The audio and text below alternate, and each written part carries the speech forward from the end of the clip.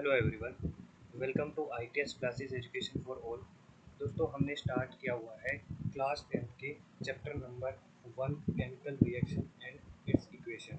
दोस्तों, ये ITS classes है, यहाँ पर जो 6 से लेकर 12 तक के जितने भी सब्जेक्ट है, ठीक है, उसकी फ्री ऑफ कॉस्ट स्टडी करवाई जा रही है, बिल्कुल अच्छी डिटेल से और नोट्स के साथ। दोस्तों, हमने स्टार्ट किया हुआ था type of reaction, chemical reaction के बारे में हमने बहुत कुछ पढ़ लिया था। जैसे हमने प्रेसिपिटेशन रिएक्शन या फिर न्यूट्रलाइजेशन रिएक्शन, ये डबल डिस्प्लेसमेंट रिएक्शन की, ठीक है।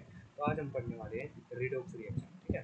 तो आइए बड़ा कॉन्सेप्ट इसको एक बार, ठीक है, रिडॉक्स रिएक्शन के बारे में पढ़ेंगे। देखो, ये जो रिडॉक्स रिएक्शन है, इस पे लिखा हुआ है रिडॉक्स, ठीक है, यानी कि RED। ये RED लिखा हुआ ना, इसका मतलब होता है रिडक्शन, ठीक है। इसका क्या मतलब होता है? रिडक्शन। और OX लिखा हुआ है इसके आगे, इसका मानते हैं ऑक्सीडेशन, ठीक है।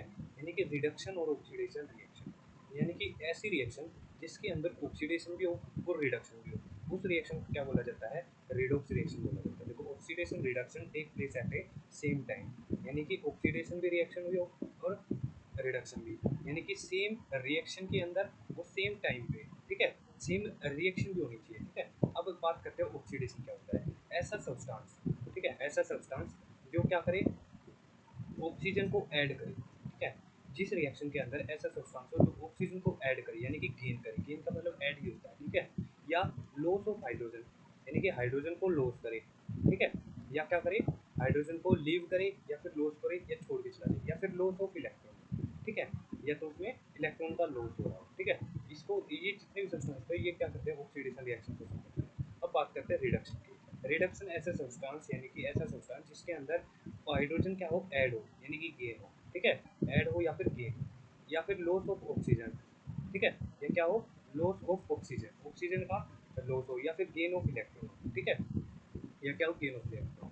इन तीनों चीज़ों से ये क्या होते हैं? ऑक्सीडेशन और रिडक्शन को क्या करते हैं? शो करते हैं, ठीक है। ऑक्सीडेशन में भी ये तीन चीज़ें और रिडक्शन में। फिर बात करते हैं ऑक्सीडाइजिंग एजेंट, ठीक है। आगे क्या दिखाया हुआ है? ऑक्सीडाइजिंग एजेंट, ठीक है। ये कह रहा है भाई ऐसे सब्सटेंस जो क्या करे, देखो एजेंट का मतलब होता है जो दूसरों का काम करे, ठीक है। तो एजेंट का मतलब दूसरों का काम करे, ऐसे सब्सटेंस जो दूसरों को ऑक्सीडाइज करे और खुद क्या हो जाए? रिड्यूस हो जाए, ठीक है। यानी कि ऐसे substance that oxidize another substance and self get reduced, और खुद क्या हो जाए? रिड्यूस हो जाए, ऐसे सब्सटेंस को क्या बोला जाता है? ऑक्सीडाइजिंग एजेंट, ठीक है। तो आगे नाम से ही पता चल रहा है भाई एजेंट दूसरों का काम करेगा, और कैसा एजेंट है? ऑक्सीडाइजिंग। अब आगे बात करते हैं रिड्यूसिंग एजेंट की। ऐसे सब्सटेंस जो दूसरों को क्या करे? रिड्यूस करे, और खुद क्या हो जाए? ऑक्सीडाइज हो जाए, ऐसे सब्सटेंस को क्या बोला जाता है? ऑक्सीडाइजिंग या फिर रिड्यूसिंग एजेंट, ठीक है, रिड्यूसिंग एजेंट, ठीक है। दोनों बात समझ में आई। ये चार टर्म याद होनी चाहिए, ठीक है, ये आगे रिएक्शन में काम आएंगे। फिर हम एग्जांपल करते हैं। हमारे पास एग्जांपल दिखाया हुआ है, देखो, ये रिड्यूसिंग एजेंट का समझ में आया होगा, ठीक है। अब एग्जांपल करते हैं। इसमें क्या बताया हुआ है? कॉपर है और ऑक्सीजन के साथ रिएक्ट कर रही है, ठीक है, और उसको हीट किया गया, कॉपर ऑक्साइड बन रहा है, यानी कि कॉपर में क्या हो रहा है? हमारे पास ऑक्सीजन ऐड हो रहा है, ठीक है, कॉपर थी और यहाँ पर ऑक्सीजन प्रोडक्ट साइड क्या, ऑक्सीजन ऐड हो गया, तो ये कौन सी रिएक्शन है? ऑक्सीडेशन रिएक्शन, ठीक है। अब बात करते हैं, देखो यहाँ पर एक और एग्जाम्पल, देखो यहाँ पर दिखाया हुआ है कॉपर ऑक्साइड, उसके साथ हाइड्रोजन गैस ऐड हो गई, ठीक है। अब कॉपर पहले ऑक्सीजन के साथ ऐड था, आगे भी देखा था हमने प्रोडक्ट साइड में कॉपर अकेला था, उसके साथ ऑक्सीजन हट गया, तो उसको क्या बोलेंगे? रिडक्शन, ठीक है। तो इसमें क्या हो रहा है? रिडक्शन। और H2 गैस थी पहले, उसके पास ऑक्सीजन नहीं था, अब बाद में प्रोडक्ट साइड में ऑक्सीजन आ गया, तो इसका क्या हो रहा है? ऑक्सीडेशन, ठीक है। तो ये समझ में आया। देखो, हाइड्रोजन का H2O बन रहा है, हाइड्रोजन गैस का H2O बन रहा है, यानी कि ऑक्सीजन ऐड हो रही है, इसका मतलब इसका क्या हो रहा है? ऑक्सीडेशन। और कॉपर ऑक्साइड का क्या हो रहा है? रिडक्शन, ठीक है। आया ये समझ में? ये दोनों के दोनों रिएक्शन बहुत ही इजी रिएक्शन है, ठीक है। फिर आगे बात करते हैं थर्ड एग्जांपल की, जिंक ऑक्साइड प्लस कार्बन। ये दे रहा हमें जिंक प्लस कार्बन मोनोऑक्साइड, ठीक है। अब देखो, जिंक के साथ ऑक्सीजन है रिएक्टेंट साइड, ठीक है। अब वो जिंक ऑक्साइड क्या मिल रहा है? जिंक, यानी कि ऑक्सीजन यहाँ से गायब हो रहा है, ठीक है, ऑक्सीजन गायब हो रहा है, तो रिडक्शन रिएक्शन। यहाँ पर क्या है? कार्बन, ठीक है, कार्बन रिएक्शन है, प्रोडक्ट साइड कार्बन ऑक्सीजन के साथ ऐड होकर कार्बन मोनोऑक्साइड बना रहा है, तो ये वाली रिएक्शन क्या है? ऑक्सीडेशन रिएक्शन, क्योंकि ऑक्सीजन का एडिशन हो रहा है, ठीक है। तो ये समझ में आया होगा, ठीक है। फिर आगे बात करते हैं हम एक और एग्जांपल की। यहाँ कह रहा है भाई ये मैग्नीज ऑक्साइड है और HCl के साथ रिएक्ट करके क्या बना रहा है? मैग्नीज क्लोराइड और H2O और क्लोरीन बना रहा है, ठीक है। अब देखो, मैग्नीज के साथ ऑक्सीजन है, ठीक है, फिर प्रोडक्ट वाली साइड ऑक्सीजन हट गया, ठीक है, तो इसका मतलब क्या है? यहाँ पर रिडक्शन रिएक्शन है, ठीक है। और यहाँ पर देखिए HCl में क्या था, यहाँ पर पहले ऑक्सीजन नहीं था, ठीक है। बाद में प्रोडक्ट वाली साइड में देखो H2O बन रहा है, इसका मतलब यहाँ पर क्या हो रहा है, ऑक्सीजन का एडिशन हो रहा है, तो यहाँ पर क्या है, ऑक्सीडेशन रिएक्शन है। अब दूसरा एक कंपाउंड देखते हैं हम, यहाँ पर भी क्लोरीन है, यहाँ पर भी क्लोरीन है। अब क्लोरीन यहाँ पहले हाइड्रोजन था, अब वहाँ जाने के बाद देखा तो वहाँ पर क्लोरीन हाइड्रोजन नहीं है, ठीक है, प्रोडक्ट साइड, तो क्लोरीन Cl2 है, ठीक है, यानी कि यहाँ पर क्या हो रहा है, ऑक्सीडेशन नहीं हो रहा है, यानी कि लॉस ऑफ हाइड्रोजन, ठीक है। तो हमें पता भी, अगर ऑक्सीडेशन में क्या होता है, एडिशन होता है ऑक्सीजन का, रिमूव होते हैं हाइड्रोजन, और रिडक्शन में क्या होता है, एडिशन होता है हाइड्रोजन का, और ऑक्सीजन का क्या होता है, रिमूवल होता है, यानी कि लॉस होता है, ठीक है। ये बात समझ में आ गई होगी, बिल्कुल इजी रिएक्शन की, ठीक है, ऑक्सीडेशन रिडक्शन, ठीक है। आपसे क्वेश्चन में ऐसे पूछ जाएंगे कि रिडक्शन कोई रिएक्शन पूछेगा तो पूछ लेगा कि रिडक्शन हो रहा है या ऑक्सीडेशन, ठीक है। फिर आगे बात करते हैं effect of oxidation, effect of oxidation reaction in everyday life, ठीक है। दो तरह के इसमें है भाई, एक तो कोरोजन के बारे में पढ़ेंगे और एक रेसिडिटी के बारे में पढ़ेंगे, ठीक है। अब कोरोजन के बारे में देखते हैं, कोरोजन के बारे में है भाई, ये क्या कह रहा है भाई, कोरोजन का मतलब होता है जंग लगना, ठीक है। जैसे आपने देखा होगा कि आयरन को क्या लगता है, जंग लगता है, ठीक है।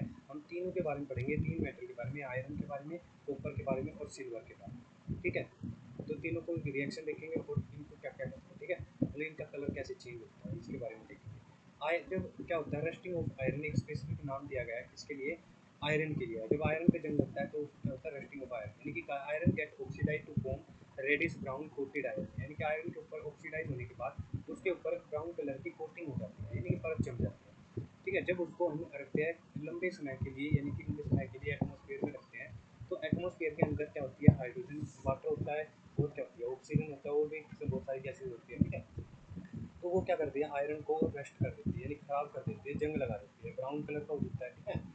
तो यही बताया हो कि भाई आयरन के ऊपर क्या लग जाती है, परत लग जाती है, ठीक है, जब वो ऑक्सीजन के साथ रिएक्ट कर देता है, ठीक है। इसकी रिएक्शन देखेंगे तो हमें पता है भाई, आयरन की जब ऑक्सीजन के साथ रिएक्ट करता है, अब ऑक्सीजन कहाँ पे है, एयर के अंदर है, ठीक है, ऑक्सीजन कहाँ पे है, एयर के अंदर है, और एयर मॉइस्चर के, मतलब मॉइस्चर के रूप में एयर के अंदर ही प्रेजेंट होगी मॉइस्चर भी, ठीक है, यानी कि H2O एक्स मोलिक्यूल मान लेते हैं, एक्स मोलिक्यूल प्रेजेंट है, ठीक है। वो सारे के सारे रिएक्ट करके क्या करेंगे, आयरन के साथ रिएक्ट करके क्या बना देंगे, रस्ट बना देंगे। रस्ट क्या है, यहाँ पर फेरिक ऑक्साइड है, ठीक है, Fe2O3, ठीक है, Fe2O3 और XH2O इसके साथ ऐड हो गया, ठीक है, Fe2O3 XH2O, ठीक है, जो कि ब्राउन कलर का होता है, ठीक है। इसकी मैं क्या करूँगा, क्योंकि पिक्चर भी दिखाऊंगा किस तरीके से होता है, ठीक है। तो ये कह रहा है भाई, जो एयर के अंदर होता है ऑक्सीजन, कार्बन डाइऑक्साइड और सल्फर और H2O, उनकी और भी बहुत सारी गैसेज होती है, ये इसके अलावा भी गैसेज होती है, ठीक है। तो ये कह रहा है भाई, आयरन है सॉलिड में है, ठीक है, आयरन जो भी मेटल होती है सॉलिड में होती है, और एयर के अंदर जो ऑक्सीजन गैस है वो क्या है, गैस है, ठीक है। और ये जो मॉइस्चर के साथ एक्स मॉलिक्यूल क्या कर रहा है, रिएक्ट कर रहा है, ठीक है, और वो क्या बना रहा है, Fe2O3 बना रहा है, यानी कि फेरिक ऑक्साइड, उसके साथ XH2O यानी कि एक्स मॉलिक्यूल ऑफ वाटर क्या कर रहे हैं, उसके साथ कंबाइन हो रहे हैं, इसके साथ फेरिक ऑक्साइड के साथ, ठीक है। ये जो है फेरिक ऑक्साइड बना है और XH2O बना है, वो ब्राउन कलर का होगा, ठीक है, और उसका नाम, पूरे का नाम क्या दिया हुआ हमने, रस्टिंग बोला, ठीक है, रस्ट बोलते हैं इसको, ठीक है। आगे रिएक्शन होती है क्या, कॉपर की, ठीक है। एक रिएक्शन देखते हैं, आयरन के बारे में पढ़ा हमने, ठीक है। अब कोई भी मेटल, देखो कोरोजन का मतलब क्या होता है, कोई भी metal, when any metal is reacted by moisture या एसिड, ठीक है, जो एयर के अंदर H2S होती है ना, वो क्या होती है, एक तरीके एसिड होती है, ठीक है। तो मॉइस्चर एसिड है एंड गेट कोरोड, और वो जंग लग जाता है उसके ऊपर, ठीक है। गेट कोरोड, कोरोड का मतलब खराब होना या जंग लगना, उस प्रोसेस को क्या बोला जाता है, कोरोजन, ठीक है। तो ये कोरोजन किसी भी मेटल के लिए यूज किया गया, परंतु आयरन के लिए क्या यूज किया हमने, रस्टिंग, ठीक है। ये बात समझ में आया, ठीक है। आगे बात करते हैं हम एक रिएक्शन के बारे में, कॉपर मेटल, ठीक है। कॉपर क्या होती है, सॉलिड होती है, और H2O वाटर यानी कि मॉइस्चर या नमी, ठीक है, जो एयर में प्रेजेंट होती है, कार्बन डाइऑक्साइड भी एयर में प्रेजेंट होती है, तो हमें क्या मिलता है, कार्बन कार्बोनेट, कॉपर कार्बोनेट और कॉपर हाइड्रोक्साइड, जो कि ग्रीन कलर का होता है, ठीक है, कॉपर कार्बोनेट और कॉपर हाइड्रोक्साइड। इसको मैं एक बार क्या करता हूँ, एक बार क्या गूगल करके दिखा देता हूँ भाई, कैसे कलर का भाई, किस तरीके से कॉपर ऑक्सीडाइज होता है, ठीक है। तो एक मिनट मैं सर्च करता हूँ इसको,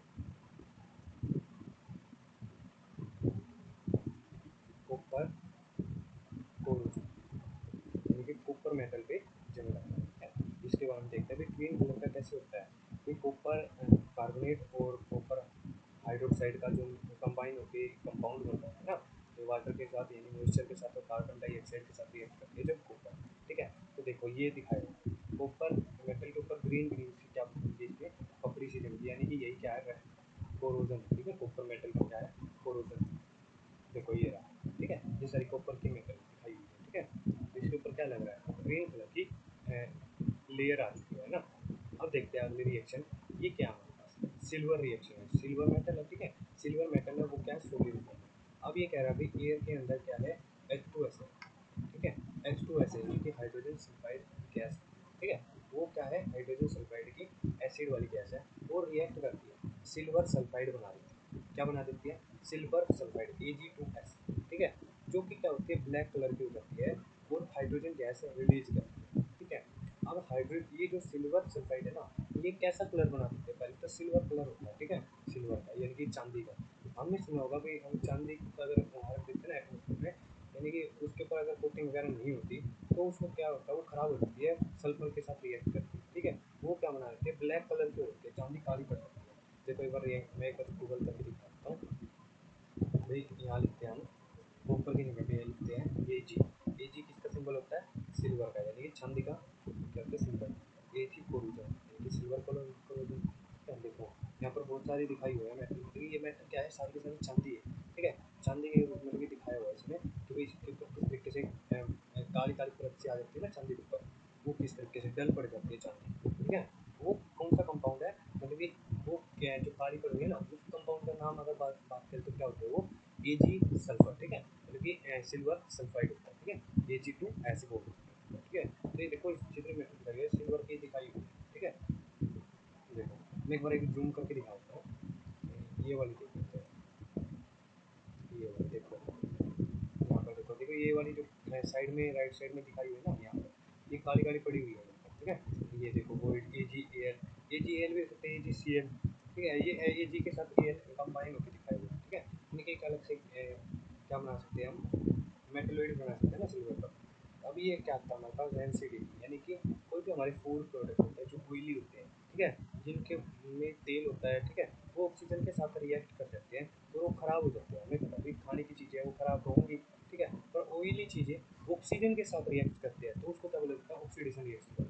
तो oxidation of fat and oil in food, ठीक है। ऐसे खाने के पदार्थ जिनके अंदर फैट भी हो और ऑयल भी हो, ठीक है, वो अगर हम उनको क्या करते हैं लंबे समय के लिए बाहर एटमोसफेयर में रख देते हैं तो वो खराब हो जाते हैं, उनके अंदर स्मेल हो जाती है और उनका टेस्ट भी क्या हो जाता है खराब हो जाता है, बैड टेस्ट टू फूड, ठीक है। ये क्या होता है उसका खाने का टेस्ट या स्मेल होती है वो खराब हो जाती है, ठीक है। अगर उनको हमें प्रिजर्व करना है प्रिवेंट करना है यानी कि उनको सुरक्षित रखना है खाने के पदार्थ को, कैसे करेंगे use of air tight container, ऐसे बक्से को लेंगे, ऐसे कंटेनर को लेंगे जो एयर इसके अंदर ना जा सके, ठीक है। ऐसे बंद बक्से को लेंगे क्योंकि जिनके अंदर ऑक्सीजन ना जा सके, अगर ऑक्सीजन नहीं जाएंगे तो क्या होगा वो जो खाने का पदार्थ है यानी कि खाने का मटेरियल है प्रोडक्ट है वो सेफ रहेगा। अब पैकेजिंग विद नाइट्रोजन गैस हमें पता है वो क्या होती है रिएक्ट लेस होती है, ठीक है। यानी कि वो क्या करती है लेस रिएक्टिव होती है, यानी कि सबसे कम रिएक्ट करती है, ठीक है। मतलब ऑक्सीजन के साथ भी रिएक्ट नहीं करेगी, वो जो ऑयली फूड है ये, ठीक है, खाने का पदार्थ तो उसके साथ भी रिएक्ट नहीं करेगी, ठीक है। तो ये एक तरीके से सेफ रखेगी, ठीक है, एक तरीके से क्या करेगी ऑक्सीजन को रिएक्ट नहीं होने देगी और खाने को खराब नहीं होने देगी। फिर आता है कि अगर हम खाने को ठंड में मतलब कि ठंडी जगह पे रख देते हैं तो वहाँ पे रिएक्टिविटी कम हो जाती है उनकी फूड की, ठीक है। ऑक्सीजन गैस वहाँ पे क्या होती है रिएक्ट नहीं कर पाती, ठीक है। एडिशन ऑफ एंटीऑक्सीडेंट एंड और प्रिजर्वेशन, तो ये देखो कुछ ऐसे प्रिजर्वेशन होती है या फिर एंटीऑक्सीडेंट होते हैं जो ऑक्सीजन को खाने के साथ रिएक्ट करने से रोक जाती है, ठीक है। तो उस केस में भी हम ऐसे बहुत सारे प्रिजर्वेशन होते हैं, ठीक है, एंटीऑक्सीडेंट होते हैं जो खाने को सेफ रखने के लिए यूज होते हैं, मार्केट में मौजूद होते हैं, ठीक है। इस सभी के सभी अब देखो ये सारी चीज़ें पढ़ दिया हमने, ठीक है, कोरोजन पढ़ दिया, डेंसिटी पढ़ दिया। अगला हमारा टॉपिक आता है हमारा केमिकल इक्वेशन को बैलेंस करना, ठीक है।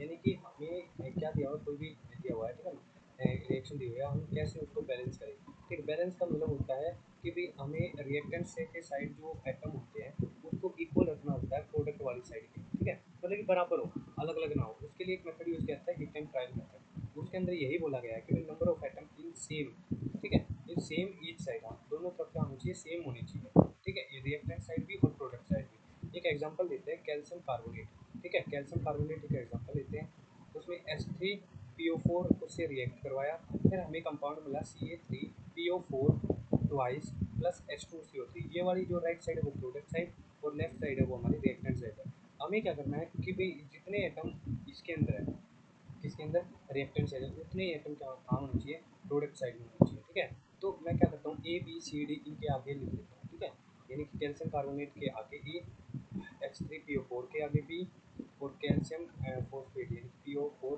ट्वाइस, ठीक है, इसके आगे C और H2CO3 के आगे D। अब मैं कहता हूँ एक एक करके इसको बैलेंस करते हैं। पहले लेते हैं कैल्शियम। ठीक है, हमें पता है, देखो कैल्शियम, यहाँ पर कैल्शियम कितने रिएक्टेंट साइड देखो, पहले ही कंपाउंड एक कैल्शियम है नीचे। ठीक है, और ए आगे मल्टीप्लाई है। ठीक है, इसको मल्टीप्लाई करते हो यहाँ पर कितने कैल्शियम है, ए। ठीक है, तो ए लिखा मैंने यहाँ पर नीचे रिएक्शन में। फिर और कोई रिएक्टेंट साइड कोई भी एटम कैल्शियम का नहीं है, फिर एरो की जगह पे हम इक्वल का साइन लगाएंगे और प्रोडक्ट साइड देखेंगे कैल्शियम के कितने एटम है, 3 और सी आगे मौजूद है। ठीक है, तो हम इसको कैसे लिखेंगे, 3C, यानी कि 3 एटम सी के साथ मल्टीप्लाई हो जाएंगे 3C। कैल्शियम की बात हो गई। अब चलते हैं कार्बन, रिएक्टेंट साइड देखें तो यहाँ पर क्या है, कार्बन 1। ठीक है, और 1 कार्बन है और ए के साथ मल्टीप्लाई करना जो आपकी है। ठीक है, तो 1 कार्बन ए के लिए लिखेंगे यानी कि वो ए आ जाएगा, इक्वल का साइन, और फिर प्रोडक्ट साइड देखते हैं कार्बन कितने हैं, यहाँ पर है 1 कार्बन है और डी के साथ मल्टीप्लाई होगा तो ये आ जाएगा ए इक्वल टू डी। अब चलते हैं ऑक्सीजन के बाद। ठीक है, ऑक्सीजन के बाद देखा तो हमने यहाँ पर देखा पहले कंपाउंड में हमें 3 ऑक्सीजन मिल रहे हैं। ठीक है, 3 ऑक्सीजन मिल रहे हैं और वो क्या कर रहे हैं, ए के साथ मल्टीप्लाई कर रहे हैं तो 3 है। और यहाँ देखा सेकंड कंपाउंड में वो फॉस्फोरस के साथ जो ऑक्सीजन है वो 4 ऑक्सीजन यहाँ पर है और वो बी के साथ मल्टीप्लाई करके क्या कर रहे हैं, 4B होना है। ठीक है, तो 3A और 4B को ऐड कर देंगे क्योंकि रिएक्टेंट साइड है उनको ऐड अलग करेंगे और प्रोडक्ट वाली साइड को अलग करेंगे। एरो आ गया बीच में, इक्वल का साइन लगाएंगे। अब देखो यहाँ पर कितने ऑक्सीजन है प्रोडक्ट साइड पहले कंपाउंड में, ऑक्सीजन यहाँ पर नीचे 4 लिखा हुआ है और 2 इसके बाहर ब्रैकेट के बाहर है। ठीक है, तो 4 इंटू 2 8 और 8 को सी से मल्टीप्लाई करेंगे 8C, फिर प्लस करेंगे, फिर फोर्थ वाला जो कंपाउंड है उसमें देखेंगे कि भाई ऑक्सीजन कितने हैं यहाँ पर 3 और डी के साथ मल्टीप्लाई कर देंगे तो क्या आ जाएगा हमारे पास 3D। ठीक है, तो 3D को 8C के साथ ऐड कर देंगे। ठीक है, तो ये हमारे पास पूरी रिएक्शन बन गई। ठीक है, यानी कि इक्वेशन बन गई। अब चलते हैं हाइड्रोजन के ऊपर बात। ठीक है, सेकंड कंपाउंड देखो रिएक्टेंट वाली साइड में, वहाँ पर कितने हाइड्रोजन है, 3 और बी आगे मल्टीप्लाई भी है तो 3B हो जाएगा, इक्वल का साइन लगाएंगे एरो की जगह पे और यहाँ पर प्रोडक्ट वाली साइड में देखेंगे कि यहाँ पर हाइड्रोजन के कितने हैं, तो 2 हाइड्रोजन यहाँ पर और डी के साथ मल्टीप्लाई करना है यानी कि 2D। ठीक है, अब चलते हैं फोस्फोरस के साथ। फोस्फोरस यहाँ भी एक है। ठीक है, उस साइड देखा प्रोडक्ट वाली साइड। ठीक है, वहाँ पर कितने हैं, 2 फोस्फोरस और 2 फोस्फोरस सी के साथ मल्टीप्लाई करेंगे तो क्या आ जाएगा, 2C आ जाएगा। ठीक है, अब हम क्या करते हैं, लेट कर लेते हैं सी को इक्वल टू 1। ठीक है, ये के लेट कर लेंगे सी को इक्वल टू 1। ठीक है, देन क्या होगा, अगर हम सी को 1 पुट करेंगे तो बी की वैल्यू आ जाएगी हमारे पास 2। ठीक है, बी की वैल्यू क्या आ जाएगी 2। अगर हम बी की वैल्यू आगे सी की वैल्यू आगे ऊपर वाली इक्वेशन पुट करेंगे 3B इक्वल टू 2D में, तो यहाँ पर हमें पता चलेगा बी की वैल्यू पुट करने पर डी की वैल्यू आ जाएगी हमारे पास। देखो डी की वैल्यू कैलकुलेट करते हैं, 3 into 2 is equal to 2D। D की वैल्यू क्या आ जाएगी, 6/2, 6/2 क्या आ जाएगी 3, डी की वैल्यू क्या आ जाएगी 3। अब मेरे पास सी बी और डी की वैल्यू है, ए की वैल्यू कैलकुलेट कर लेंगे। ऊपर हम देख रहे हैं कि भाई ए इक्वल है डी के साथ। ठीक है, तो ए इक्वल डी के साथ यानी कि जो ए की वैल्यू है वही डी की वैल्यू यानी कि इक्वल है। ठीक है, तो अब ए बी सी डी की वैल्यू जो भी आई है उसको ऊपर वाली इक्वेशन में पुट कर देंगे, जो ऊपर वाली इक्वेशन है उसमें पुट कर देंगे भाई। ठीक है, ऊपर वाली इक्वेशन में देखो ये है ए बी सी है ना और डी है, इसमें पुट कर देंगे जो भी वैल्यू होती है, तो हमें पता चलेगा कि भाई जितने रिएक्टेंट की साइड है तो उतनी क्या प्रोडक्ट की साइड है। ठीक है, तो यहीं तक करना था हमें। और यहाँ पर क्या है, एक लार्ज कन्वर्जेशन ऑफ मास दिखाया हुआ है। ठीक है, इसका मतलब क्या है, देखो एक बार वेरीफाई कर लेते हैं कि है क्या इसके अंदर, मतलब बराबर है या नहीं। रिएक्टेंट के साइड कैल्शियम देखो 3 है और राइट साइड देखो कैल्शियम कितने 3 है। अब बात करते हैं यहाँ पर कार्बन, कार्बन कितने हैं यहाँ पर 3 और दूसरी तरफ भी 3 कार्बन है। ठीक है, हाइड्रोजन कितने हैं यहाँ पर, देखो हाइड्रोजन कितने हैं 6 और यहाँ पे हाइड्रोजन कितने हैं 6। ऑक्सीजन कितने हैं 9 प्लस 4 इंटू 2 यानी कि 8 प्लस 9 17। ठीक है, राइट साइड में और लेफ्ट साइड राइट साइड दोनों बराबर ही होंगे तो लेफ्ट राइट साइड और देख लो। ठीक है, तो क्या होगा हमारे पास, देखो 3 इंटू 3 9 और यहाँ पर देखें तो 4 इंटू 2 कितने हो जाएंगे, 4 इंटू 2 क्या आ जाएंगे 8, तो 9 और 8 क्या हो जाएंगे 17।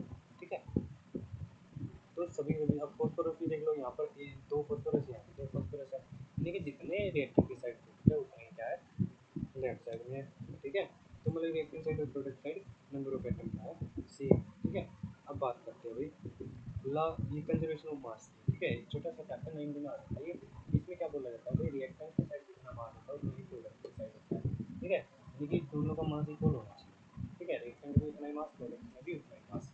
ठीक है, तो मतलब ये कह रहे हैं कि रिएक्टेंट्स के साइड जितना मास है ना उतना ही प्रोडक्ट के साइड, लेकिन पूरी रिएक्शन के अंदर मास क्या रहना चाहिए, कांस्टेंट रहना चाहिए। ठीक है, मास क्या रहना चाहिए, कांस्टेंट रहना चाहिए, फिक्स रहना चाहिए। अब एक और एग्जांपल देख लेते हैं। इस रिएक्शन में क्या है भाई, जिंक प्लस है hydrogen sulphate, sulphate hydrogen sulphide और zinc sulphate plus H2 gas. ठीक है, इसके अंदर जो रिएक्शन है ये इसके अंदर नंबर ऑफ एटम है वो बैलेंस है, ये इक्वेशन क्या है बैलेंस है। अब इसको देखेंगे एक और example, iron plus H2O ferric oxide plus H2O। ठीक है, H2 ABCD पुट किया। ठीक है, अब आयरन के एटम देखेंगे राइट साइड और लेफ्ट साइड दोनों तरफ देखेंगे, उनको इक्वेट करना, A इक्वल टू 3 से आ जाएगा। ठीक है, और हाइड्रोजन देखेंगे तो यहाँ पर कितने हैं देखो, 2B इक्वल टू 2D। ठीक है, 2 से 2 कैंसिल आउट हो जाएगा, B इक्वल टू डी हो जाएगा। अब ऑक्सीजन देखेंगे, एक लास्ट एटम रहता है कि भाई ऑक्सीजन है, यहाँ B ऑक्सीजन है, यहाँ पर कितने हैं 4 इंटू सी 4C।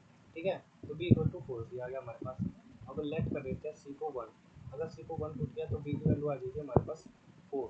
ठीक है, अगर B की वैल्यू 4 आ गई तो B इक्वल टू B है, तो D की वैल्यू भी 4 आ जाएगी। अब सी की वैल्यू हमें पता है 1 है, तो a is equal to d equal to three c. ठीक है, तो थ्री सी होगा तो ए की वैल्यू क्या आ जाएगी 3।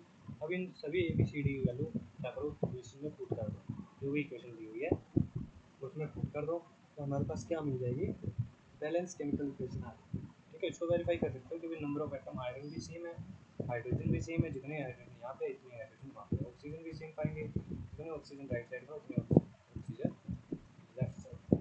ठीक है, अब दो रिएक्शन होती है, कहते हैं भाई कह रहा है कार्बन मोनोऑक्साइड, उसकी रिएक्शन हो जाती है हाइड्रोजन गैस के साथ। ठीक है, वो 340 एटमोसफेयर, ये क्या है प्रेशर है। ठीक है, ये क्या है प्रेशर है, एटमोसफेयर को एटीएम से डिनोट, तो हमें मिलता है भाई क्या, मिथेनॉल CH3OH। ठीक है, मिथेनॉल मिल जाता है। फिर एक अगली रिएक्शन है नीचे लास्ट रिएक्शन दिखाई हुई है, उसमें क्या है भाई 6CO। लेकिन आपको आपने देखा होगा कि जैसे पेड़ में रिएक्शन होती है, पेड़ में कैसे रिएक्शन होती है, प्लांट होता है वो कैसे रिएक्शन, ये रिएक्शन करते हैं तो क्या करते हैं, कार्बन डाइऑक्साइड लेते हैं और पानी देते हैं, जिसके लिए पानी तो क्या है ये तो डालते हैं या फिर क्या है बारिश से आ जाता है। ठीक है, सनलाइट की प्रेजेंस में और पेड़ों के अंदर क्लोरोफाइल होता है, उसकी सहायता से हमें क्या मिल जाता है, ग्लूकोज मिल जाता है। ये ग्लूकोज क्या है, हमारा खाना ही है। ठीक है, जो भी पेड़ों पे फल सब्जियाँ वगैरह लगते हैं तो ये यही ग्लूकोज है। ठीक है, प्लस ऑक्सीजन गैस देता है और वाटर देता है। ठीक है, वाटर वही है, वो उस पेड़ के नीचे जड़ों में ही रह जाता है। ठीक है, वाटर कैसे निकलता है उतना ही निकलता है, किंतु कभी देखते हो कि पानी है ना क्या होता है उसकी पत्तियों के ऊपर आ जाता है। ठीक है, तो यही रिएक्शन होगा, क्लोरोफाइल की पेड़ प्लांट के अंदर रिएक्शन होती है वो यही रिएक्शन। ठीक है, तो ये आज का लेक्चर यहीं तक है भाई, आज का यहीं तक रखते हैं। तो थैंक यू फॉर वॉचिंग। अगर वीडियो अच्छी लगी तो सब्सक्राइब करना, लाइक करना, शेयर करना।